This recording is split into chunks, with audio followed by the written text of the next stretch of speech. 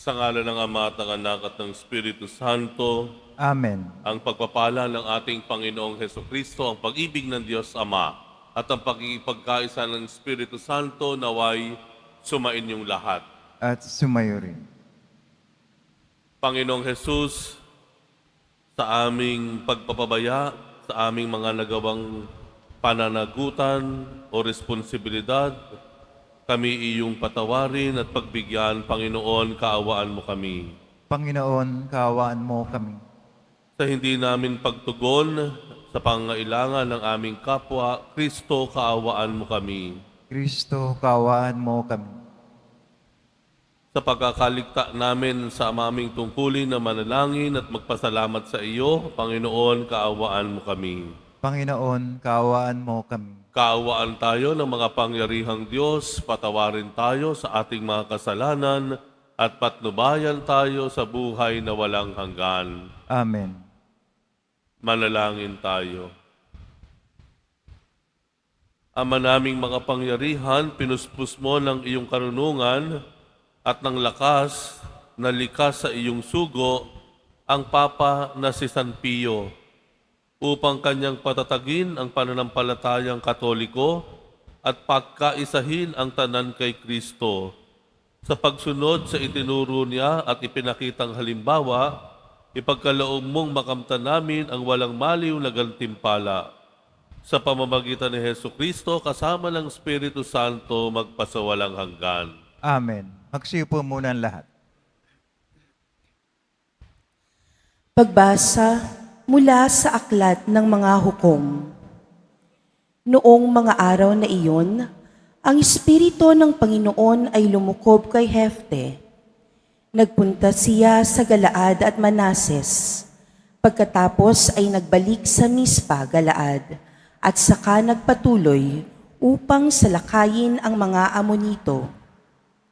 At nangako si Jefte sa Panginoon ng ganito, "Kapag niloob ninyo na malupig ko ang mga Amonitong ito, susunugin ko bilang handog sa inyo ang unang sasalubong sa akin pag-uwi ko." Sinalakay nga ni Jefte ang mga Amonito at pinagtagumpay siya ng Panginoon. Nalupig nila ang mga kalaban at nasakop ang 20 lungsod mula sa Aroer, sa palibot ng Minit hanggang sa Abel-Keramim. Marami silang napatay na Amonito. Nang magbalik si Jefte sa Mispa, sinalubong siya ng anak niyang babae na sumasayaw sa saliw ng kanyang tamburin. Siya lamang ang anak ni Jefte. Nang makita ni Jefte, hinatak niya ang kanyang kasuotan at buong paghihinagpis na sinabi, "Anak ko, kay bigat na bagay nitong ginawa mo sa akin ngayon. Naipangako ko sa Panginoon na ihahandog ko sa Kanya ang unang kasambahay kong sasalubong sa akin ngayon." Sumagot ang anak ni Jefte, "Kung nakapangako kayo sa Kanya, tuparin ninyo yamang niloob niyang magtagumpay kayo sa inyong mga kaaway na mga Amonito. Ngunit may isa lamang po akong ipakikiusap sa inyo. Bayaan ninyong isama ko sa bundok ang aking mga kaibigan upang ipagluksa ko ng 2 buwan ang aking pagkadalaga." Pumayag naman si Jefte na umalis ng 2 buwan ang anak niya. Nagpunta nga ito sa bundok, kasama ang kanyang mga kaibigan, upang ipagluksa ang kanyang pagkadalaga, pagkat mamamatay siya ng hindi magkakaasawa. Pagkaraan ng 2 buwan, nagbalik siya sa kanyang ama, at isinagawa naman nito ang kanyang pangako sa Panginoon. Ang salita ng Diyos. Salamat sa Diyos. Handa akong naririto upang sundin ang loob mo. Handa akong naririto upang sundin ang loob mo. Mapalad ang taong may tiwala sa Diyos at sa Diyos-Diyos ay hindi dumudulog, hindi sumasama sa nananambahan, sa mga nagkalat na Diyos-Diyosan. Handa akong naririto upang sundin ang loob mo. Ang mga paghandog, pati mga hain, at mga hayop na handang sunugin, hindi mo na ibig sa dambana dalhin, upang yaong salay iyong patawarin. Sa halip ang iyong kaloob sa akin, ay ang pandinig ko, upang ika'y dinggin. Handa akong naririto upang sundin ang loob mo. Kaya ang tugon ko, ako'y naririto, nasa kautusan ang mga turo mo. Ang nais kong sundi, iyong kalooban, aking itatago sa puso ang aral. Handa akong naririto upang sundin ang loob mo. Ang pagliligtas mo'y aking inihayag, saan man magtipon ang iyong mga anak, di ako titigil ng pagpapahayag. Handa akong naririto upang sundin ang loob mo. Tumayo na po ang lahat.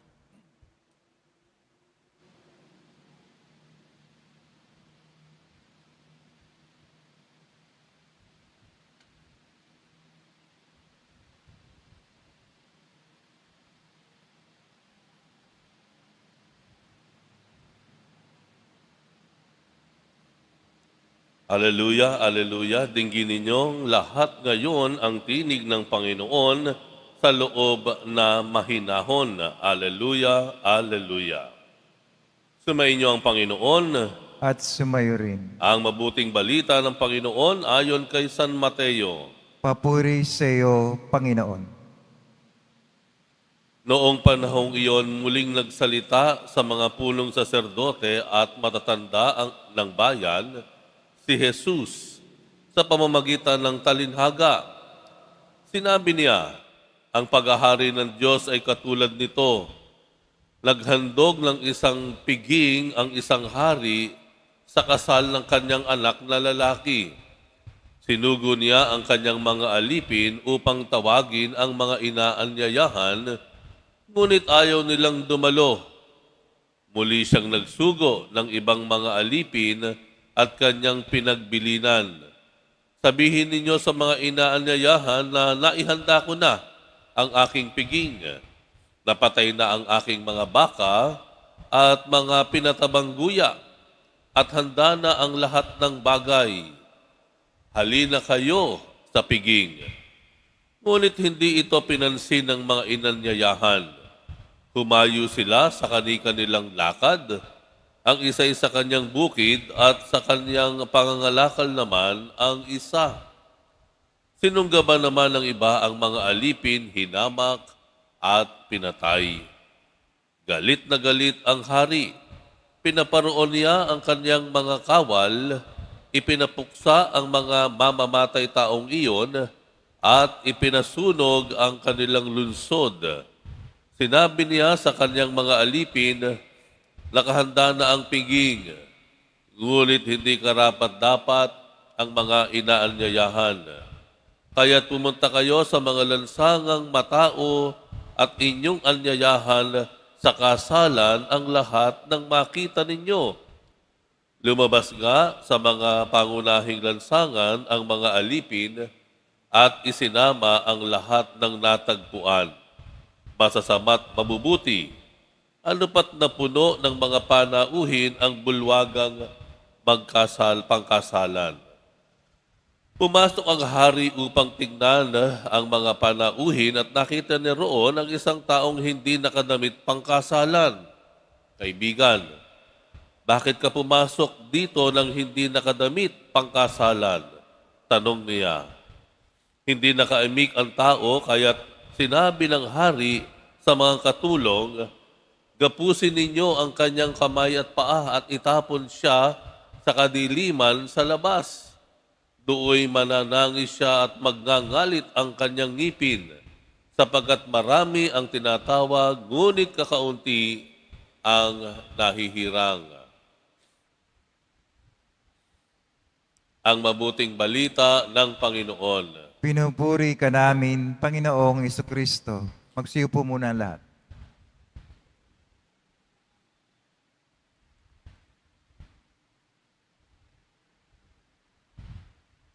Parang napakahirap po na maintindihan yung talinhaga ng Panginoon. Hindi po ba kayo parang nahirapan na sundan yung kwento?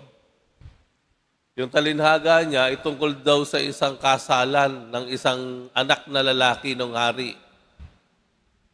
Masayang okasyon. Kasalan ng anak. At ang kwento lang, mag-aanyaya lang po. Mag-aanyaya lang ng mga panauhin. Masaya. Pinapatay na yung mga baka, inihanda na ang lahat. Magkamukat ninyo'y humantong sa patayan. Diba? Humantong sa patayan. Yung mga isinugong alipin para tawagin yung mga kaibigan, pinatay. Nalaman nung hari, pinapatay din yung yung mga pumatay dun sa mga alipin. Masaya sanang okasyon, di po ba? Kasalan, nagtapos sa malagim na kamatayan. Pangalawa, yung sa bandang huli. Eh di ang ginawa nung hari, sige, kumuha na lang kayo, magtawag kayo kahit saan dyan sa lansangan. Kahit sino dyan. Handa na ang lahat walang kakain. Nakahandaan na ang lugar. So ano ginawa ng mga alipin? Eh di naturalmente, lahat ng mga sa kalsada, pupunta na kayo doon sa sa palasyo. May kainan doon galing sa hari. Eh di naturalmente, kung sino yung natawagan puntahan ngayon. Ano po nangyaring sumunod? Nung lumabas ang hari, napansin niya agad yung isang lalaki. Ano napansin niya doon sa isang lalaki? Hindi nakadamit pangkasal. Kung iisipin niyo po, abay, agad-agad niyo kaming inimbita Di po ba? Agad-agad niyo kaming inimbita, palagay ko naman normal na makita mo na hindi nakapangkasal yon. Dahil hindi naman talaga sila yung unang naging pakay nung paanyaya. So ano ginawa nung hari? Pinalayas. Pinalabas doon sa bulwagan. Doon sa labas yan, magngangalit ang kanyang ngipin. Mahihirapan siya doon.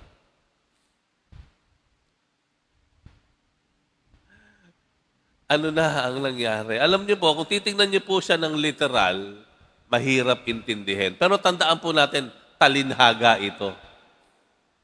Ito po ay tungkol sa bayan ng Israel na pinili ng Diyos. Ngunit ang bayan ng Israel, hindi kinilala ang Jesus na Diyos na nagkatawang tao, ang isinugo na manunubos at tagapagligtas, hindi kinilala nung mismong bayang pinili ng Diyos, ang bayan ng Israel. Pinatay yung mga propeta. Kita niyo po, pagkakasimilar ito doon sa talinhaga. Pinapatay yung mga propeta na siyang nanguna at nangusap sa kanila. Ayaw ng mga Hudyo, pumunta kayo doon sa mga Hentil, sa mga Samaritano, non-Jews, ika nga, no? Yung mga maliliit na tao. O di ba doon gano'n nangyari?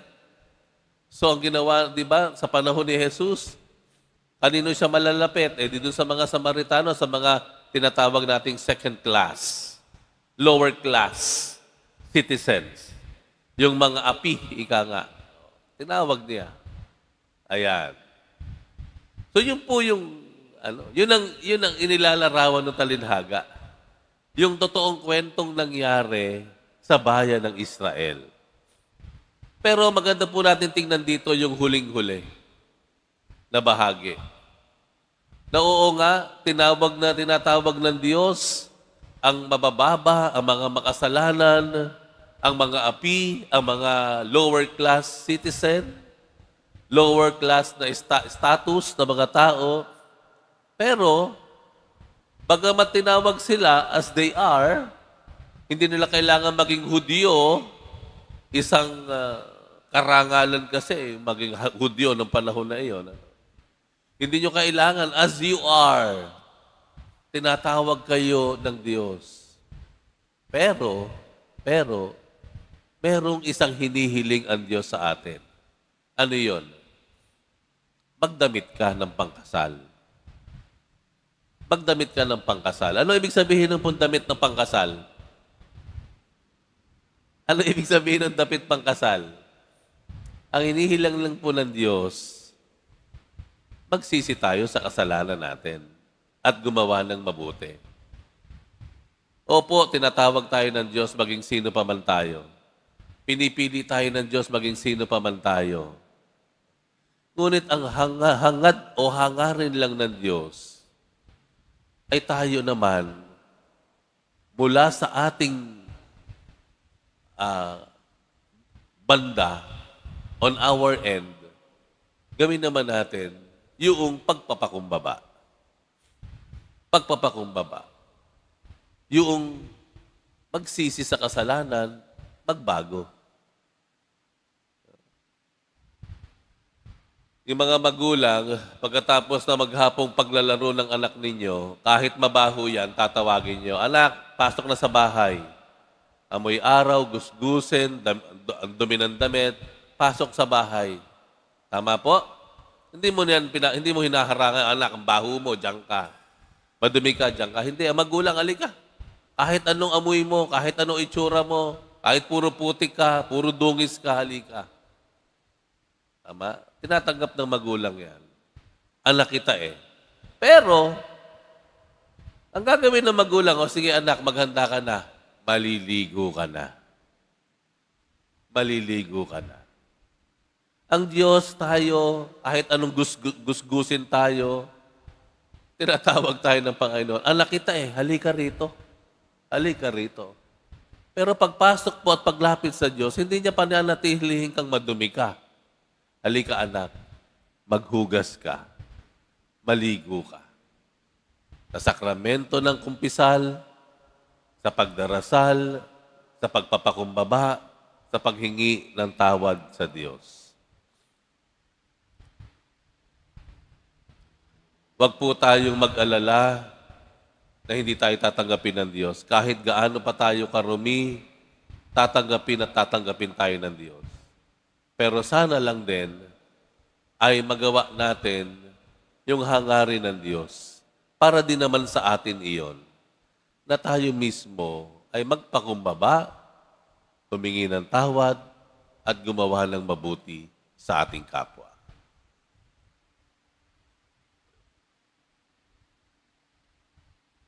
Tumayo na po ang lahat.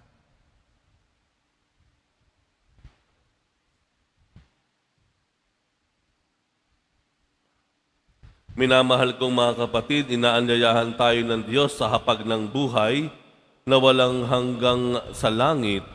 Tumawag tayo sa ating mapagmahal na Ama para sa ating mga pangangailangan. Panginoon, turuan mo kaming maging bukas sa iyong pag-ibig. Panginoon, turuan mo kaming maging bukas sa iyong pag-ibig. Ang simbahan dito sa lupa, naway patuloy na umunlad at maghikayat ang maraming tao sa kaligayahan ng kaharian ng Diyos. Manalangin tayo. Panginoon, turuan mo kaming maging bukas sa iyong pag-ibig. Ang mga mayayaman at mahihirap, naway huwag iwasan ang hamon at tawag ng kaharian ng langit. Manalangin tayo. Panginoon, turuan mo kaming maging bukas sa iyong pag-ibig. Sa pagkakaroon ng dalisay at nagsisising puso, tayo naway matagpo ang karapat-dapat na makibahagi sa hapag na inihanda ng Diyos para sa atin. Manalangin tayo. Panginoon, turuan mo kaming maging bukas sa iyong pag-ibig. Sa mga may sakit at may kapansanan, naway maibahagi natin ang habag at kabutihan ng Diyos. Manalangin tayo. Panginoon, turuan mo kaming maging bukas sa iyong pag-ibig. Ang mga namatay, naway mabuhay sa tahanan ng Diyos at magbunyi sa hapag ng buhay na walang hanggan. Manalangin tayo. Panginoon, turuan mo kaming maging bukas sa iyong pag-ibig. Ama naming nasa langit, inaanyayahan mo kaming na makapiling ka sa iyong kaharian. Habang aming ipinapanalangin ang aming kapwa, tulungan mo kaming maakay sila sa hapag na inihanda ng iyong anak na si Jesus na aming Panginoon. Amen. Magsiyo po muna ang lahat.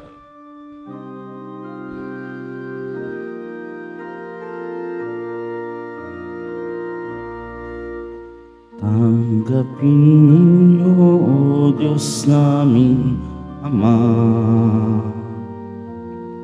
nakayanan namin alay sa inyo. Galing din po sa inyo, mga biyaya na ito, tinapay at alak mula sa aming ani. Inyo po nawa itong ikaligaya. Kung mamarapating po sila'y inyong gawin. Katawan at dugo ng inyong anak, minamahal namin Jesus. Minamahal namin Jesus. Tumayo na po ang lahat. Manalangin kayo mga kapatid upang ang paghahain natin ay kalugdan ng Diyos amang makapangyarihan. Tanggapin nawa ng Panginoon itong paghahain sa iyong mga kamay, sa kapuri niya at karangalan, sa ating kapakinabangan at sa buong sambayan niyang banal. Ama naming lumikha, sa iyong pagpapaunlak na tanggapin ang aming paghahain, loobin mong kaming nagdiriwang ng may pagtalima sa tagubilin ni Papa San Pio, ay taimtim na makaganap at makapakinabang ng wagas sa pamamagitan ni Jesucristo kasama ng Espiritu Santo, magpasawalang hanggan. Amen. Sumainyo ang Panginoon. At sumayo rin. Itaas sa Diyos ang inyong puso at diwa. Tinaas na namin sa Panginoon. Pasalamatan natin ang Panginoong ating Diyos. Marapat na siya ay pasalamat. Ama naming makapangyarihan, tunay ngang marapat na ikaw ay aming pasalamatan sa pamamagitan ni Jesucristo na aming Panginoon. Ngayong si Papa San Pio ay pinararangalan sa pamumuhay niyang totoong uliran at pagiging maasahan sa panunungkulan, kaya't si Jesucristo na maasahan sa katapatan ay inihayag sa pangangasiwa sa sambayanan. Ang malasakit na mga ulirang tagapangasiwa noon ay nagpapatuloy magpahanggang ngayon sa mga panalangin kanilang iniuukol, kaisa ng sambayanan mong dito'y nagtitipon. Kaya kaisa ng mga anghel na nagsisiawit ng papuri sa iyo, nang walang humpay sa kalangitan, kami nagbubuni sa iyong kadakilaan. Santo, Santo, Santo, Panginoon Diyos ng mga hukbo, napupuno ang langit at lupa ng kadakilaan mo, o sana sa kaitaasan. Pinagpala na paririto sa ngalan ng Panginoon, o sana sa kaitaasan. Magsilod po ang lahat. Ama naming banal, dapat kang purihin ng tanang kinapal sapagat sa pamamagitan ng iyong anak na aming Panginoong Hesukristo at sa kapangyarihan ng banal na Espiritu, ang lahat ay binibigyan mo ng buhay at kabanalan. Walang sawa mong tinitipon ng iyong sambayanan upang mula sa pagsikat hanggang sa paglubog ng araw, maihandog ang malinis na alay para sambahin ang iyong ngalan. Ama, isinasamo naming pakabanalin mo sa kapangyarihan ng banal na Espiritu ang mga kaloob na ito na aming inilalaan sa iyo. Ito naway maging katawan at dugo ng iyong anak at aming Panginoong Hesukristo na nagutos ipagdiwang ang misteryong ito. Noong gabing ipagkanulo siya, hinawakan niya ang tinapay, pinasalamatan kanya, pinaghati-hati niya yon, iniabot sa kanyang mga alagad at sinabi, tanggapin ninyong lahat ito at kanin, ito ang aking katawan na ihahandog para sa inyo.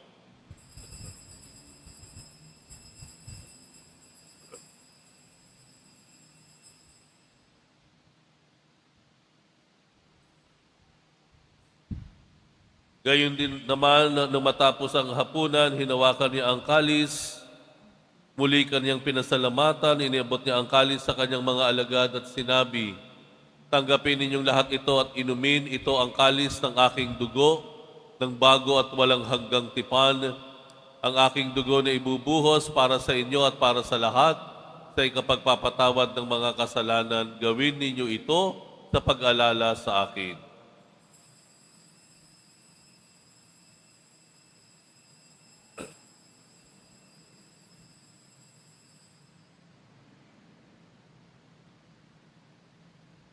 Tumayo na po ang lahat. Ipagbunyi natin ang misteryo ng pananampalataya. Si Kristo'y namatay, si Kristo'y nabuhay, si Kristo'y babalik sa wakas ng panahon. Ama, ginugunita namin ang pagkamatay ng iyong anak na sa amin nagligtas, gayon din ang kanyang muling pagkabuhay at pag-akyat sa kalangitan, samantalang ang kanyang pagbabalik ay pinananabikan. Kaya bilang pasasalamat, ngayon aming iniaalay sa iyo ang buhay at banal na paghahaing ito. Tunghayan mo ang handog na ito ng iyong simbahan. Masdan mo ang iyong anak na nag-alay ng kanyang buhay upang kami ay ipagkasundo sa iyo. Loobin mong kaming magsasalo-salo sa kanyang katawan at dugo ay mapuspos ng Espiritu Santo at maging isang katawan at isang diwa kay Kristo. Kami nawa ay gawin niyang handog na habang panahong nakatalaga sa iyo. Tulungan nawa niya kaming magkamit ng iyong pamana kaisa ng Ina ng Diyos, ang Mahal na Birheng Maria, ng kabiyak ng puso niyang si San Jose, kaisa ng mga apostol ni San Juan Bautista, mga martir at kaisa ng lahat ng mga banal na aming inaasahang laging nakikiusap para sa aming kapakanan. Ama, ang handog na ito ng aming pakikipagkasundo sa iyo ay magbunga nawa ng kapayapaan at kaligtasan para sa buong daigdig. Patatagin mo sa pananampalataya at pag-ibig ang iyong simbahang naglalakbay sa lupa, kasama ng iyong lingkod na si Papa Leon, ang aming arsobispong si Jose, ng tanang mga obispo at buong kaparian, at ng iyong piniling sambayanan. Dinggin mo ang mga kahilingan ng iyong angkan na ngayon tinipon mo sa iyong harapan. Amang maawain, kupkupin mo at pag-isahin ang lahat ng iyong mga anak sa bawat panig at sulok ng daigdig.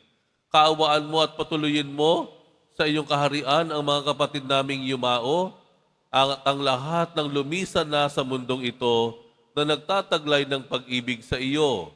Kami ay maasang makararating sa iyong piling at sama-samang magtatamasa ng iyong kaningningang walang maliw, sapagkat aming masisilayan ang iyong kagandahan sa pamamagitan ng aming Panginoong Hesukristo na siyang pinagdaraanan ng bawat kaloob mo sa aming kabutihan. Sa pamamagitan ni Kristo, kasama niya at sa Kanya, ang lahat ng parangal at papuri ay sa iyo, Diyos amang makapangyarihan, kasama ng Espiritu Santo magpasawalang hanggan. Amen. Idalangin po natin ang kaharian Diyos ay mapasa atin at ang kanyang kalooban ay magawa nating sundin. Ama namin, sumasalangit ka. Sambahin ang ngalan mo, mapasa amin ang kaharian mo. Sundin ang loob mo dito sa lupa para nang sa langit. Bigyan mo kami ngayon ng aming kakanin sa araw-araw at patawarin mo kami sa aming mga sala para ng pagkapatawad namin sa nagkakasala sa amin at huwag mo kaming pahintulot sa tukso at adya mo kami sa lahat ng masama. Hinihiling namin kami iadya sa lahat ng masama, pagkalooban ng kapayapaan araw-araw, iligtas sa kasalanan at ilayo sa lahat ng kapahamakan. Samantalang aming pinananabikan ang dakilang araw ng pagpapahayag ng tagapagligtas naming si Hesukristo. Sapagkat iyo ang kaharian at ang kapangyarihan at ang kapurihan magpakailanman. Amen. Panginoong Hesukristo, sinabi mo sa iyong mga apostol, kapayapaan ang iniiwan ko sa inyo, ang aking kapayapaan ang ibinibigay ko sa inyo. Tunghayan mo ang aming pananampalataya at huwag ang aming pagkakasala. Pagkalooban mo kami ng kapayapaan at pagkakaisa, ayon sa iyong kalooban, kasama ng Espiritu Santo magpasawalang hanggan. Amen. Ang kapayapaan ng Panginoon ay laging sumainyo at sumayo rin. Magbigayan po tayo ng kapayapaan sa isa't isa. Kordero ng Diyos na nag-aalis ng mga kasalanan ng sanlibutan, maawa ka sa amin. Kordero ng Diyos na nag-aalis ng mga kasalanan ng sanlibutan, maawa ka sa amin. Kordero ng Diyos na nag-aalis ng mga kasalanan ng sanlibutan, ipagkaloob mo sa amin ang kapayapaan. Magsilod po ang lahat. Ito ang kordero ng Diyos, ito ang nag-aalis ng kasalanan ng sanlibutan, mapalad ang mga inaalyayahan sa kanyang piging. Panginoon, hindi ako karapat-dapat na magpatuloy sa iyo, ngunit sa isang salita mo lamang ay gagaling na ako.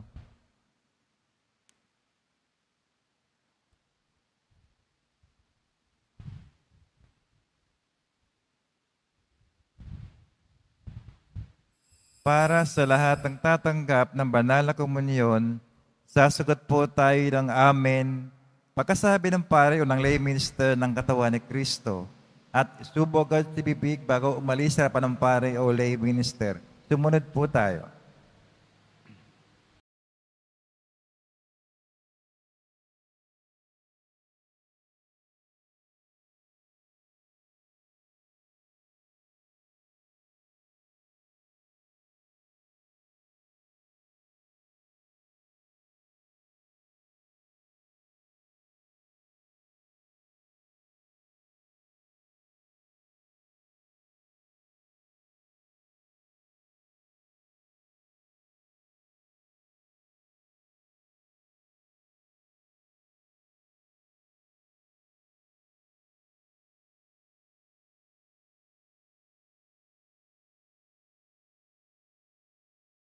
Tumayo na po ang lahat. Manalangin tayo. Ama naming mapagmahal, sa paggunita namin kay Papa San Pio, kami nagsalo-salo sa banal na hapag, ay magkaroon nawa ng pananampalatayang matatag at pagkakaisa sa pag-ibig mong matapat. Sa pamamagitan ni Hesukristo kasama ng Espiritu Santo, magpasawalang hanggan. Amen. Sumainyo ang Panginoon. At sumayo rin. Mahal na po ang Jesus Nazareno, inihayag mo sa pamamagitan ng krus ang walang baliw na pag-ibig ng Diyos sa sangkatauhan. Pakinggan mo ang kahilingan lalo na para sa mga nangangailangan ng iyong tulong at awa. Bakamtan nawa namin ang iyong kasagutan na may utang na loob na tinatanaw. Basbasan din po ninyo itong mga imahen at dasalan upang lalo kaming manalangin at magtiwala. Sa pamamagitan ng bendisyon na ito, naway lalo kaming maging mapaglingkod, masunurin na tapat sa iyo na aming malwalhating Panginoon, magpasawalang hanggan. Amen. At pagpalain kayong lahat ng makapangyarihang Diyos, Ama at Anak at Espiritu Santo. Amen. Humayo kayong taglay ang pag-ibig at misyon ng ating Poong Jesus Nazareno. Salamat sa Diyos.